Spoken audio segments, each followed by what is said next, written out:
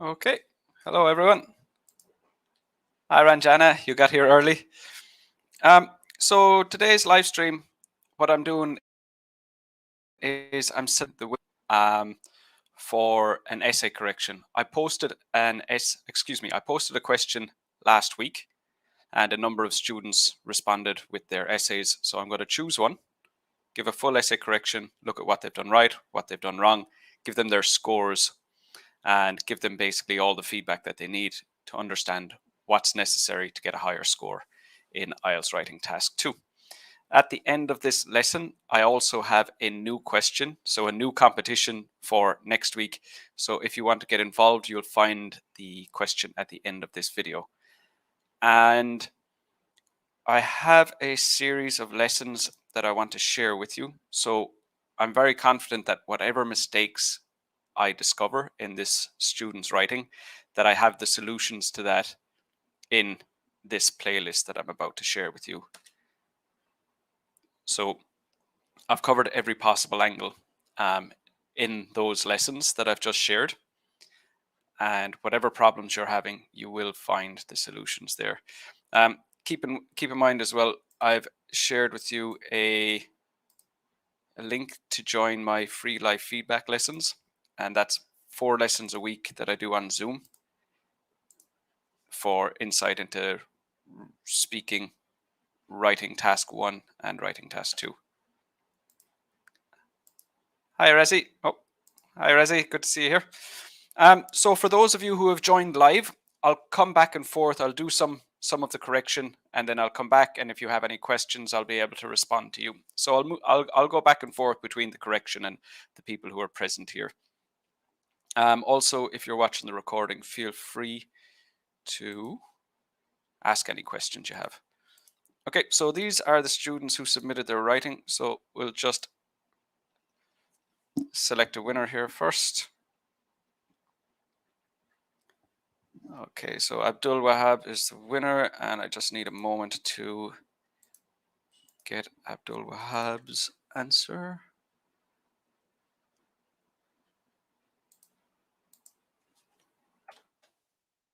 Okay.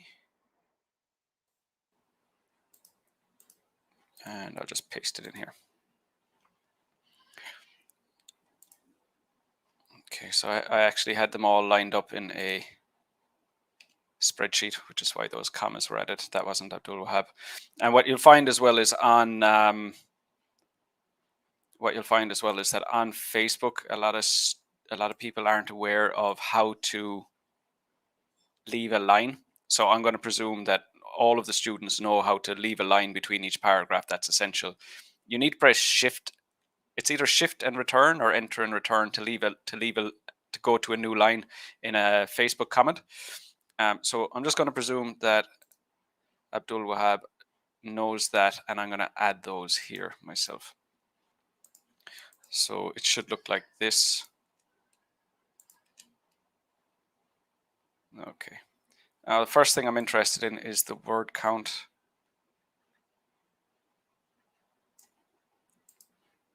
So just to make sure there are enough words, that's 279. That's perfect. So I like to tell my students to aim for roughly, about 280. What that means is you're going to comfortably develop your ideas, comfortably develop your essay without having to count how many words in the IELTS test. Obviously, you need to write more than 250 words, but if you just go writing like 250 word essays every time, that'll mean you're not sure, is it long enough, is it not long enough? So it's best to just go with, always aim for about 280, and you'll know that your essays are definitely long enough when you're doing the IELTS test. Okay, so let's get into the actual correction. So first thing I want is a paraphrase of this. Nowadays, for many people, shopping is a leisure activity rather than something that needs to be done out of necessity. So I want to paraphrase with the exact same meaning. Any difference in meaning is going to be problematic. Shopping for a lot of individuals this day, so that should be these days. So that doesn't have any meaning. That's problematic. So it's a vocab mistake. Is for fun rather than an activity to be carried out when needs arise. So besides that mistake, that's a good paraphrase. Now the next thing I'm expecting is a response to this part. What problems can this cause? Now it's plural. The question is plural, so I need to have more than one problem. So we need two problems here. This can result in, there's an article mistake. This can result in a lack of basic needs as well as no saving culture. I don't know what that means. No saving culture. So we have vocab and grammar mistakes so far. So it's a mistake with articles and no saving culture. Perhaps this is meant to be a culture of people not saving their money. I would guess that's what it means, but the way it's written, I don't know for sure. And when you're writing your essay, you don't want to take any risks. You want it to be very, very clear what you are trying to communicate. However, it can be resolved. So there's another mistake, should be resolved by being financially literate. So this is the outcome. So by being financially literate, but we need to make people, or to, educate people on financial literacy. So we can't resolve it by saying, and we're going to fix the problem by having the problem fixed, which is essentially what this says. It has to be, and we're going to fix the problem by educating people on being more careful with their finances or something like that. So it's really about vocabulary. That the way it's phrased doesn't indicate a solution. It indicates the desired outcome of the solution. Okay, so then we're expecting 3 paragraphs.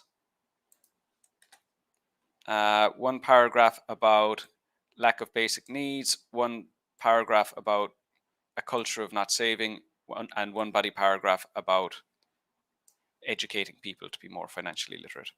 Okay, so let's just go back. Does anybody have any questions so far? No, not yet. Oh, here's Vicious. Is it the correction video? It is indeed. Yep, that's exactly what you're looking at. Okay, so let's move to the next paragraph. And what I want to see here is a paragraph about lack of basic needs. Okay, firstly, when people go shopping without necessarily purchasing needed items, they exceed their financial capability, their financial capabilities, so that should be plural. And consequently, so we need another and in there, and consequently fall short of money. We wouldn't say fall short of money, we would say and consequently don't have enough money. So again, when you're writing your essay, the aim has to be on accuracy, communicating accurately. That's the most important thing. So fall short of might sound like, a less common phrase, and it might sound like you're going to get you might think that you'll get a better vocab score by using vocab like this. But if it's not used correctly, it's having the opposite effect. So using a more simple phrase like consequently they do not have or will not have enough money when the necessity to purchase important items arises. So that would be improved with using a more simple phrase or a more common phrase, and using it accurately would result in a better score.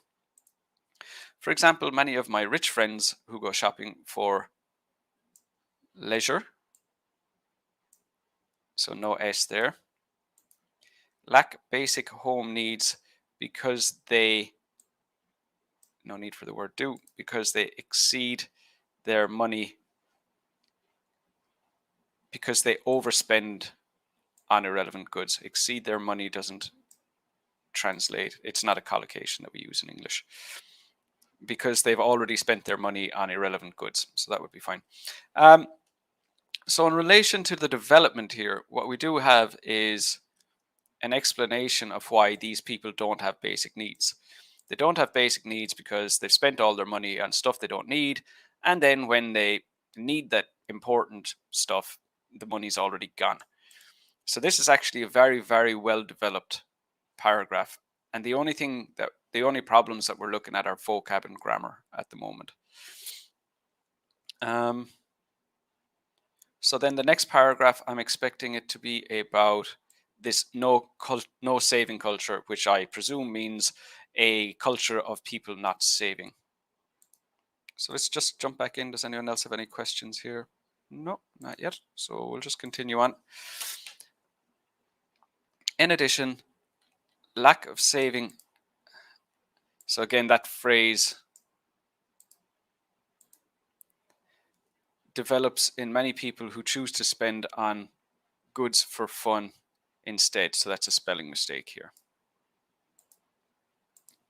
When people spend indiscriminately for leisure, so again, no S, the same mistake as we just saw previously, they are left with little or nothing to save, thereby therefore having no financial backup. So that's another spelling mistake. That should be one word. When called for, when needed would be better, because that's too informal. The rate at which many of my siblings love to spend all of their earnings on unimportant items just for luxury has left them. So it's a tense. Broke is too informal. It's a good word. It's actually used appropriately. Like it's used grammatically correct. It has the correct meaning, but the word broke is too informal. It would be fine. It would be perfect for your IELTS speaking test because you don't need to use formal vocabulary. But for writing, it's not appropriate. At every half of the month, that's not a phrase. We'd say at the middle of every month or every 2 weeks. But at every half the month, that's not a phrase in English, is an example of this situation. Okay, so what problems does it cause? So the problem is they don't have the stuff they need. They don't have any savings. So this actually is another very well developed paragraph. So far, the ability to generate main ideas, the ability to have that the ideas are specific and relevant. So generating main ideas, that's getting us to a band 6 in task achievement. Developing those ideas fully, which is what we've seen in both paragraphs so far, is bringing us to a band 8. But that is dependent on what happens in the next paragraph. So if Abdul Wahab has fully developed the next paragraph, they're looking at a band 8 for task achievement, but that could come back to a band 6 potentially if the development isn't enough. So it needs to be developed to the same extent to get a band 8. If it's developed a bit, that could be a band 7. If the development is completely irrelevant, that could be looking at a band 6 for task achievement. So even though everything so far is looking really, really good, we don't know for sure yet what that task achievement score is. Hi Emma, good to see you here. And absolutely no problem that you're late. Okay, so that brings us to the next paragraph. Meanwhile, attending lectures on financial management will go a long way in curbing this act among people. Okay, this is really, really strong in that the problem I had before was the main idea was focusing on the outcome, the desired outcome, not on how we're going to do it. So I was a bit worried that this wouldn't become clear here, but this is perfect. Attending lectures, so educating these people, perfect. Because when they learn the reasons why it is important to economize without shopping for pleasure, many will work more on their expenses. That's not clear, this part. They will be more careful with their expenses, would be a better phrase. Or they will know, I think is better, because if they've learned, then they'll know, not just that they'll do it, but that they'll know how to do it. So many will know how to manage their expenses. For example, lots of my senior colleagues stopped shopping. Oh, excuse me. No, my apologies.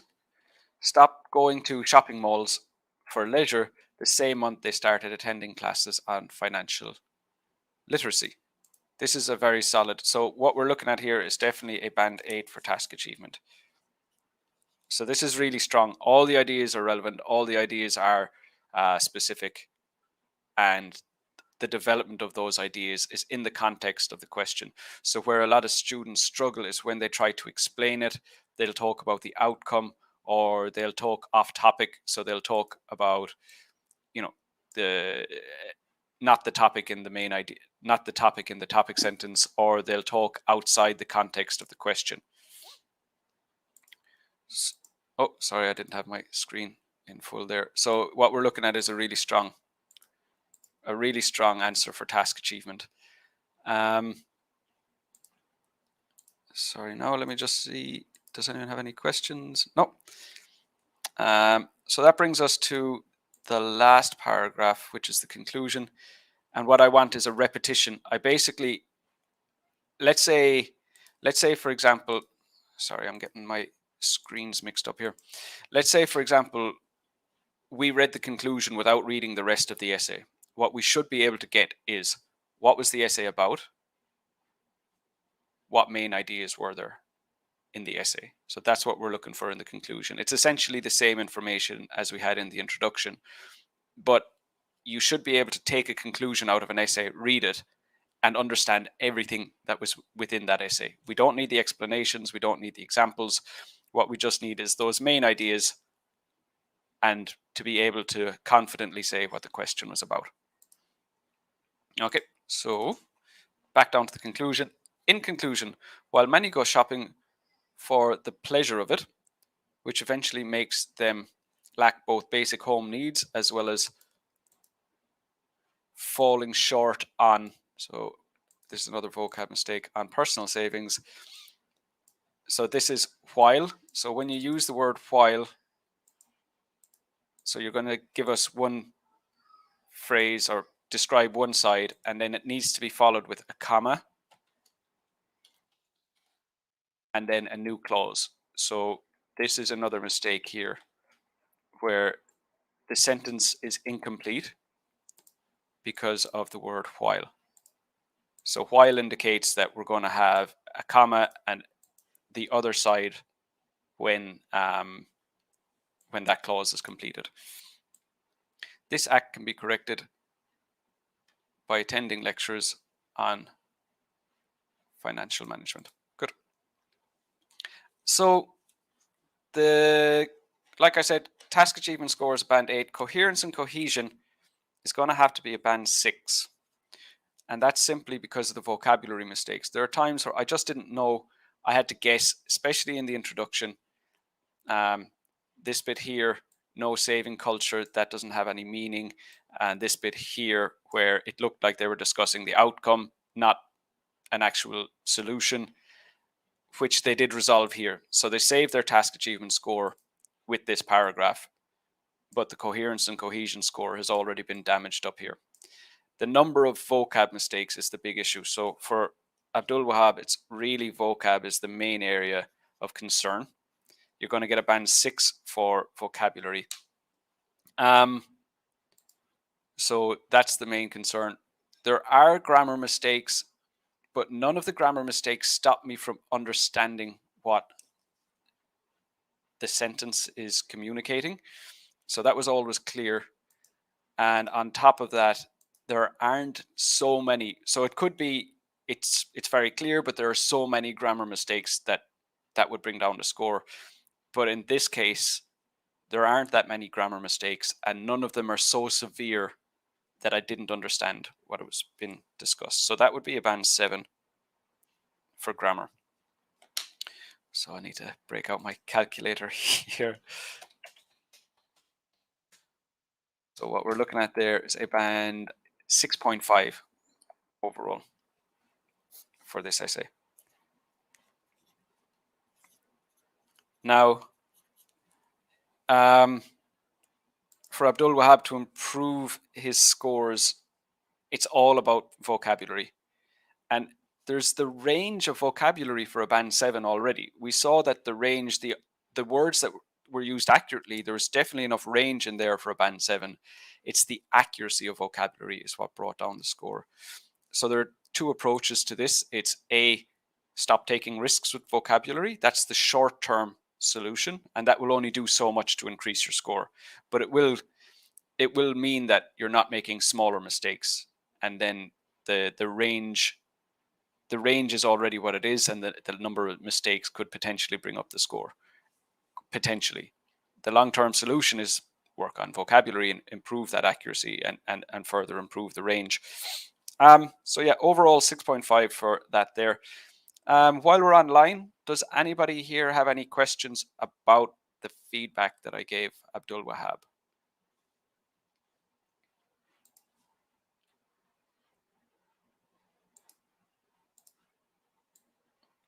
Doesn't seem to be the case. So what I just want to share with you here again is link to my live feedback lessons. So that's, like I said earlier, task 1 general, task 1 academic, speaking, writing task 2. And we conduct those on Zoom. So that's extra feedback you can get from me every week. And I also want to share the question with you for this week's competition. So let me just pull it up on my... Oh, I have some questions here. Zareen. Okay, good. I honestly, sorry, Zareen, I'm not 100% sure what you mean, but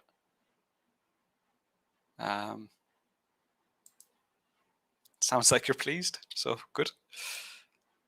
Manav, any other feedback you're going to give? That's the full essay correction, Manav. You know, I didn't specifically correct the mistakes, but I did say what all of those mistakes were with vocab and grammar. So Abdul Wahab will know where to go from there. Okay, so like I said, let me just share next week's question with you. I have that at the bottom of the document. Okay, so for next week, this is the question. And just like this week, it'll be Wednesday next week. I'll put all the participants' names into a lucky draw app, pull out the winner, and give a full correction, just like the one you saw here today. So this week's question: some people believe that it's better to live in the countryside. Others argue that living in the city is superior. Discuss both views and give your own opinion. If you don't know how to write a discussion essay, you'll find the links to my lessons at the start of this live stream, and all that information is there. So you have until Wednesday next week. So let's say by the end of Tuesday next week, write a full answer to this essay, post it, and I will pull out another winner and do the same. Repeat the correction for a new winner. Right, so that's it. It doesn't seem like there are any more questions at the moment. As always, really good to have you here. If you're watching the recording, do ask any questions you have there. And make sure to share Complete Test Success. If you have any friends who are doing the IELTS test, share that competition with them. Let them get involved. And yeah, that's it. I'll be back tomorrow with the normal Task 2 live stream where all of us go through a Task 2 question together. Okay, so until then, take care of yourselves and